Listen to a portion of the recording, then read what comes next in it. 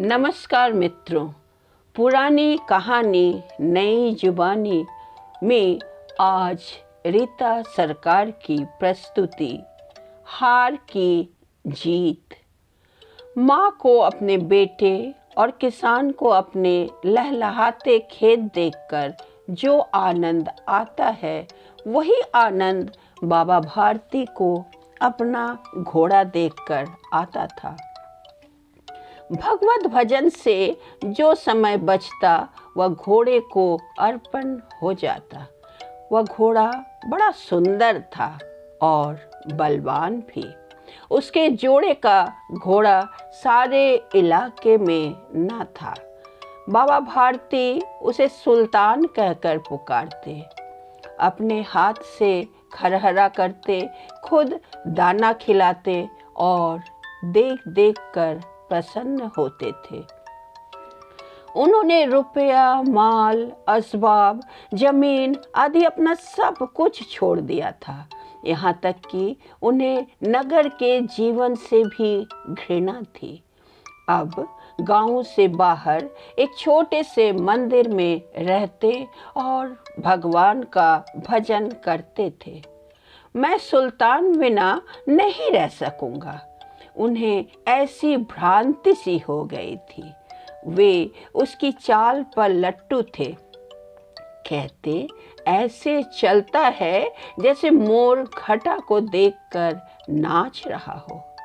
जब तक संध्या समय सुल्तान पर चढ़कर 8-10 मील का चक्कर न लगा लेते, उन्हें चैन न आता। खड़ग सिंह उस इलाके का प्रसिद्ध डाकू था। लोग उसका नाम सुनकर कांपते थे। होते होते सुल्तान की कीर्ति उसके कानों तक भी पहुंची। उसका हृदय उसे देखने के लिए अधीर हो उठा। वह एक दिन दोपहर के समय बाबा भारती के पास पहुंचा और नमस्कार करके बैठ गया। बाबा भारती ने पूछा, खड़ग सिंह, क्या हाल है? खड़ग सिंह ने सिर झुकाकर उत्तर दिया, आपकी दया है। कहो, इधर कैसे आ गए? सुल्तान की चाह खींच लाई। विचित्र जानवर है, देखोगे तो प्रसन्न हो जाओगे। मैंने भी बड़ी प्रशंसा सुनी है। उसकी चाल तुम्हारा मन मोह लेगी। कहते हैं देखने में बड़ा सुंदर है। क्या कहना, जो उसे एक बार देख लेता है, उसके हृदय पर उसकी छवि अंकित हो जाती है। बहुत दिनों से अभिलाषा थी, आज उपस्थित हो सका हूँ। बाबा भारती और खड़ग सिंह अस्तबल में पहुँचे।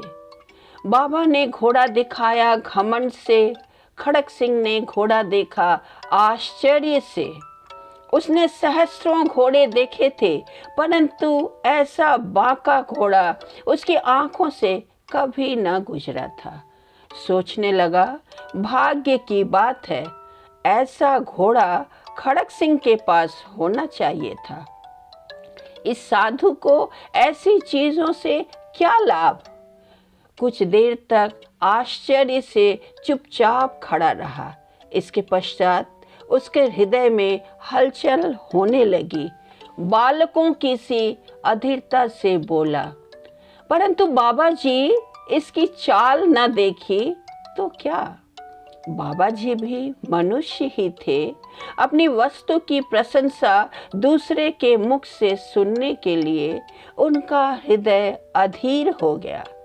घोड़े को खोलकर बाहर गए। घोड़ा वायु वेग से उड़ने लगा। उसकी चाल देखकर खड़ग सिंह के हृदय पर सांप लौट गया।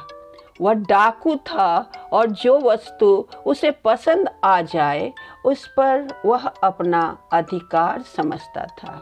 उसके पास बाहुबल था और आदमी थे। जाते जाते उसने कहा, बाबा जी, मैं यह घोड़ा आपके पास न रहने दूंगा। बाबा भारती डर गए। अब उन्हें रात को नींद न आती। सारी रात अस्तबल की रखवाली में कटने लगी। प्रति क्षण खड़क सिंह का भय लगा रहता, परंतु कई मास बीत गए और वह ना आया। यहाँ तक कि बाबा भारती कुछ असावधान हो गए और इस भय को स्वप्न के भय की नाई मिथ्या समझने लगे। संध्या का समय था। बाबा भारती सुल्तान की पीठ पर सवार होकर घूमने जा रहे थे। उस समय उनकी आंखों में चमक थी, मुख पर प्रसन्नता। कभी घोड़े के शरीर को देखते, कभी उसके रंग को, और मन में फूले न समाते थे। सहसा एक ओर से आवाज आई, ओ बाबा, इस कंगले की सुनते जाना। आवाज में करुणा थी। बाबा ने घोड़े को रोक लिया। देखा एक अपाहिज वृक्ष की छाया में पड़ा करा रहा है। बोले, क्यों, तुम्हें क्या कष्ट है? अपाहिज ने हाथ जोड़कर कहा, बाबा, मैं दुखियारा हूँ, मुझ पर दया करो। रामावाला यहाँ से 3 मील है, मुझे वहाँ जाना है। घोड़े पर चढ़ा लो, परमात्मा भला करेगा। वहाँ तुम्हारा कौन है? दुर्गा दत्त वैद्य का नाम आपने सुना होगा। मैं उनका सौतेला भाई हूँ। बाबा भारती ने घोड़े से उतरकर अपाहिज को घोड़े पर सवार किया और स्वयं उसकी लगाम पकड़कर धीरे धीरे चलने लगे। सहसा उन्हें एक झटका सा लगा और लगाम हाथ से छूट गई। उनके आश्चर्य का ठिकाना न रहा जब उन्होंने देखा कि अपाहिज घोड़े की पीठ पर तन कर बैठा है और घोड़े को दौड़ाए लिए जा रहा है। उनके मुख से भय, विस्मय और निराशा से मिली हुई चीख निकल गई। वह अपाहिज डाकू खड़क सिंह था। बाबा भारती कुछ देर तक चुप रहे और इसके पश्चात कुछ निश्चय करके पूरे बल से चिल्लाकर बोले, जरा ठहर जाओ। खड़क सिंह ने यह आवाज सुनकर घोड़ा रोक लिया और उसकी गर्दन पर प्यार से हाथ फेरते हुए कहा, बाबा जी, यह घोड़ा अब ना दूंगा, परंतु एक बात सुनते जाओ। खड़क सिंह ठहर गया।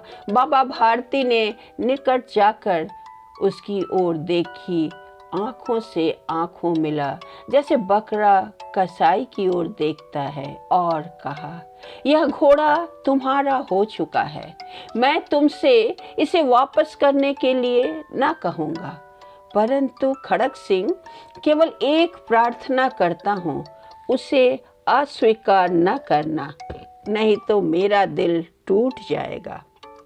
बाबा जी, आज्ञा दीजिए, मैं आपका दास हूँ, केवल यह घोड़ा न दूंगा। अब घोड़े का नाम न लो, मैं तुमसे इसके विषय में कुछ न कहूँगा। मेरी प्रार्थना केवल यह है कि इस घटना को किसी के सामने प्रकट न करना। खड़क सिंह का मुंह आश्चर्य से खुला रह गया। उसका विचार था कि उसे घोड़े को लेकर यहाँ से भागना पड़ेगा, परंतु बाबा भारती ने स्वयं उससे कहा, इस घटना को किसी के सामने प्रकट न करना। इससे क्या प्रयोजन सिद्ध हो सकता है? खड़क सिंह ने बहुत सोचा, बहुत सिर मारा, परंतु कुछ समझ न सका। हार कर उसने अपनी आंखें बाबा भारती के मुख पर गड़ा दी और पूछा, बाबा जी, इसमें आपको क्या डर है? सुनकर बाबा भारती ने उत्तर दिया, लोगों को यदि इस घटना का पता लग गया तो वे किसी गरीब पर विश्वास न करेंगे। यह कहते कहते उन्होंने सुल्तान की ओर से इस तरह मुंह मोड़ लिया जैसे उनका उससे कोई संबंध ही नहीं रहा हो। बाबा भारती चले गए, परंतु उनके शब्द खड़क सिंह के कानों में उसी प्रकार गूंज रहे थे। सोचता था, कैसे ऊंचे विचार हैं, कैसा पवित्र भाव है। उन्हें इस घोड़े से प्रेम था। इसे देखकर उनका मुख फूल की नाई खिल जाता था। कहते थे, इसके बिना मैं रह न सकूंगा। इसकी रखवाली में वे कई रात सोए नहीं, भजन भक्ति न कर रखवाली करते रहे। परंतु आज उनके मुख पर दुख की रेखा तक न दिखाई पड़ती थी।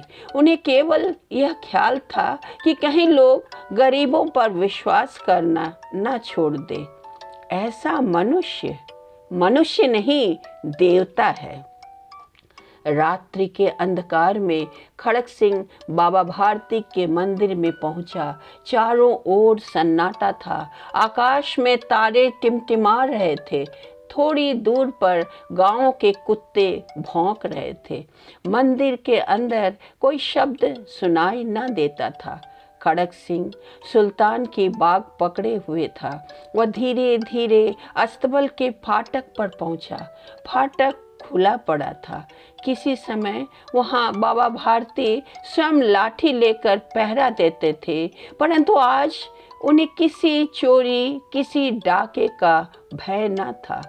खड़क सिंह ने आगे बढ़कर सुल्तान को उसके स्थान पर बांध दिया और बाहर निकलकर सावधानी से फाटक बंद कर दिया। इस समय उसकी आंखों में नेकी के आंसू थे।